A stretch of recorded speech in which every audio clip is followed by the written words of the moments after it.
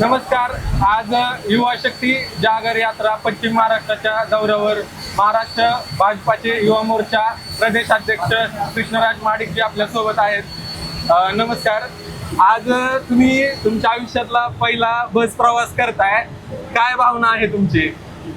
मी आपल्याला खरंच सांगतो, मला अतिशय आनंद आहे की मी आज पहिल्यांदाच पब्लिक ट्रान्सपोर्टेशन किंवा सार्वजनिक वाहतुकाचा वापर करतोय. आणि खरं तर हे फक्त आणि फक्त आमचे सन्माननीय प्रधानमंत्री मोदीजींमुळे झालं. कारण त्यांनी जे आव्हान आपल्याला केलं आहे, या संपूर्ण जगभरामध्ये युद्धाची जी परिस्थिती निर्माण झाली आहे, त्यामुळं आपल्याला संपूर्ण भारत देश आणि त्यातले भारतीय हे एकत्र एक कुटुंबासारखं, जसं आपल्याला कुटुंबामध्ये कधी अडचण आली तर आपण बचत करतो, त्याच पद्धतीने आपण एक सर्व देशवासीय या कठीण काळामध्ये एका कुटुंबासारखं बचत केलं पाहिजे. त्यामध्ये प्रामुख्याने जे इंधन बचतचा जो विषय होता, त्याचं समर्थन करत, त्याचा आदर करत आम्ही युवा शक्ती जागेर यात्रेमध्ये आमचा पश्चिम महाराष्ट्र विभाग चालू आहे आणि माझ्याबरोबर अनेक लोक, अनेक सहकारी माझ्याबरोबर प्रवास करत आहेत. त्यामुळे आम्ही गाड्यांचा प्रवास टाळून आता आम्ही ह्या सार्वजनिक वाहतुकाचा अनुभव घेतोय आणि मला अतिशय आनंद आहे. जेव्हा तुम्ही बार्शीमध्ये भेट दिली, काय तुम्हाला काय वाटलं की बार्शीले जे तरुण आहेत जे आता राजकारणाकडे वळत आहेत, जसं की हे सामान्य एक शेतकरी माणूस आज जिल्हा परिषदेचा अध्यक्ष होतो, यावरून एकंदरीत तुम्हाला राजकारणाबद्दल बार्शीच्या काय भावना आली तुमच्या मनात? मी तुम्हाला सांगतो, मला अतिशय अभिमान सुद्धा आहे की राजाभाऊ राऊत साहेब असतील, नानासाहेब असतील आणि त्यांच्या माध्यमातून तयार झालेले एक नेतृत्व आता रणवीर भाई आहे. आणि त्यांनी ह्या संपूर्ण बार्शीचा ज्या प्रकारे विकास केला आहे, आणि खास करून युवा मोर्चाचे आमचे जिल्ह्याचे अध्यक्ष रणवीर भाई यांनी युवकांच्या मानसिक विकास केला असं मी म्हणतो. कारण ही या संपूर्ण दौऱ्यामध्ये जो आमचा युवा मेळावा झाला, संवाद झाला, तेव्हा इतकी सकारात्मक भूमिका सर्व युवक या संपूर्ण परिवाराकडे दाखवत होते. त्याचबरोबर आमचे जिल्हा परिषदचे अध्यक्ष वैद्य साहेब आमच्यावर आहेत, ते सुद्धा आमच्या कार्यक्रमाला काल उपस्थित होते. त्यांनी सुद्धा चांगल्या पद्धतीचं मार्गदर्शन आमच्या सर्व युवा पिढ्याला केलं. आज जिल्हा परिषदचं संपूर्ण धोरण त्यांच्या हातामध्ये आहे. आणि एकंदरीत मला खास करून जे सगळ्यात गोष्ट चांगली वाटली की इतके चांगले पार्क्स बार्शीमध्ये त्यांनी उभं केलेले आहेत, मेंटेन केलेले आहेत. अनेक महापुरुषांचे स्मारक त्यांनी तिथं उभं केलेले आहेत. स्वच्छता संपूर्ण शहराची चांगल्या पद्धतीने झालेली दिसते. आणि इन्फ्रास्ट्रक्चर सुद्धा सन्माननीय मुख्यमंत्री देवेंद्रजी फडणवीस साहेबांच्या माध्यमातून आमचे प्रदेशाचे अध्यक्ष आहेत रवींद्र चव्हाण साहेब, यांनी इतका पाठिंबा ह्या आमच्या पदाधिकाऱ्यांना दिलेला आहे. आणि त्याचा योग्य वापर करून त्यांनी या संपूर्ण तालुक्याचा आणि इथल्या नागरिकांचा विकास केला. तर माझा पुढचा प्रश्न आहे की युवक राजकारणात येऊ इच्छित आहे.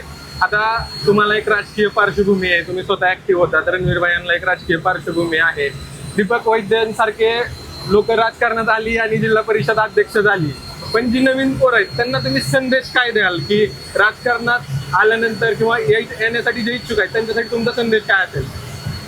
मी सर्वप्रथम तर सांगेन, आजकालच्या युवा पिढीला, खरं तर आमची युवा पिढी फार समजूतदार आहे, फार जागृत आहे. परंतु राजकारण म्हणल्यावर एक वेगळं आकर्षण सुद्धा असतं. आणि जेव्हा एखादा व्यक्ती सत्तेमध्ये असतो, त्याच्याकडे जी ताकद असते, जी पॉवर असते, हे बघून सुद्धा युवक आकर्षित होतात. परंतु माझा संदेश त्यांना असा आहे की राजकारणामध्ये कोणी व्यक्ती ठरवून येत नसतं. राजकारणाची पहिली खरं तर हे समाजासाठी काम करणार आहे, लोकांची सेवा करणारी. मी स्वतः आज ह्या व्यासपीठाच्या माध्यमातून आज युवा मोर्चामध्ये इतकी मोठी संधी मिळाली, परंतु माझी सुरुवात खरं तर समाजसेवेपासून झाली. आज आमचे वडील असतील, आमची आई असतील, हे जे NGO चालवतात, जी लोकांची मदत करतात, त्यांच्याकडनं प्रेरणा घेऊन मी जेव्हा समाजाचे प्रश्न सोडवण्याचा प्रयत्न केला, त्यातून काम करता करता अनेक वरिष्ठ नेते मंडळींच्या सानिध्यात मी आलो आणि त्यांची काम करण्याची पद्धत मी बघितली, समाजासाठी त्यांच्या समस्या सोडवण्याची तळमळ त्यांची बघितली.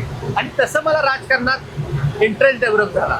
तर त्याच पद्धतीने प्रत्येक युवकांनी पहिलं समाजाच्या दृष्टीने आपण त्यांच्या कशा समस्या सोडवता येईल, कधीही असं विचार करू नका की बाबा मी एका माणसाला मदत करू शकतो का 100 माणसांना मदत करू शकतो. मदत ही मदतच असते. समाजसेवा ही समाजसेवाच असते, किती छोटी किंवा किती मोठी असते. त्यामुळं राजकीय क्षेत्रामध्ये काम करत असताना समाजाच्या समस्या समजून घेणं गरजेचं आहे. समाजाचे प्रामाणिकपणे प्रश्न सोडून घेण्याची इच्छाशक्ती पाहिजे आणि मग तुम्ही राजकारणाचा विचार करा. आणि करत असताना सुद्धा कुठल्याही गोष्टीची गडबड करू नका, कारण वय आपल्या साईडने असते. युवक म्हणजे कोण आपण म्हणतोय, 30-35 वयोगटातले आतले लोक. राजकारण हा एक लॉंग टर्म गेम आहे. तुम्हाला त्यामध्ये प्रचंड अभ्यास करायला लागतो. खूप संयमाने ह्या क्षेत्रामध्ये काम करणं आवश्यक असतं. त्यामुळे असा मला संदेश माझ्या युवा पिढीला द्यायचा. माझा शेवटचा प्रश्न तुमच्यासाठी. आज दीपक वैद्य जिल्हा परिषद अध्यक्ष आहेत, रणवीर भाई सोलापूर जिल्हा अध्यक्ष आहेत. काल तुम्ही भाषणात असं सांगितलं की रणवीर भाई यांची काम करण्याची शैली जी आहे ती फक्त तालुका जिल्हा यापर्यंत मर्यादित न राहता संपूर्ण महाराष्ट्रावर गेली पाहिजे, कारण मी त्यांना एक हत्यार म्हणेन. हा जो ट्रेंड तुम्ही चालवलाय तो सध्या सोशल मीडियावर खूप मोठ्या प्रमाणात व्हायरल होत आहे. तर हे आंदोलन पुढं असंच चालू राहील का आणि तरुण असेच जोडले राहतील का, याबद्दल आपल्याला काय वाटतं? हे आंदोलन नाही, ही एक यात्रा आहे.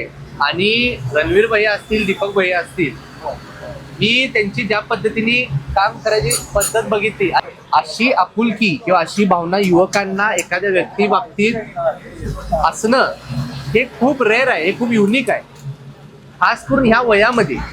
त्यामुळं त्यांची जी क्षमता आहे ही मला कालपासून मी जेव्हा त्यांच्यावर प्रवास करतोय, बोलतोय, त्यामधून मला ते जाणवतंय. बार्शीमध्ये, सोलापूर जिल्ह्यामध्ये त्यांनी खूप चांगलं वलय संपूर्ण राऊत परिवाराने उभा केले. परंतु आता मला युवा मोर्चाची जबाबदारी मिळाली आहे आणि त्यांच्यासारखे नेतृत्व आपल्याला महाराष्ट्राच्या राजकारणामध्ये चांगल्या पद्धतीने उपयोगाचे ठरतील. पक्षाच्या धोरण जे आहे, पक्षाची वाढ जी करायची आहे, संघटना जी बांधायची आहे, ह्यामध्ये त्यांचा किंवा त्यांच्या गुणांचा आपण योग्य असा वापर करून घेऊन संघटना वाढवू शकतो अशी मला खात्री आहे. आणि त्यामुळे मी ते सर्व युवकांच्या समोर आवाहन केलं आणि मला खात्री आहे सोलापूर जिल्ह्यामध्ये तर आम्ही खूप चांगली बांधणी दादांच्या माध्यमातून, रणवीर भैयांच्या माध्यमातून करू शकतो. तर कृष्णा दादा, आपले मनापासून खूप खूप धन्यवाद. आज युवा शक्ती जागर यात्रा पश्चिम महाराष्ट्राच्या दौऱ्यावर असणारे युवा मोर्चा भाजप प्रदेशाध्यक्ष कृष्णराज महाडिक आपल्या सोबत होते. तर आज त्यांनी दिलखुलासपणे उत्तरं दिली, ती खूप चांगली होती. त्याबद्दल त्यांचे मनापासून धन्यवाद.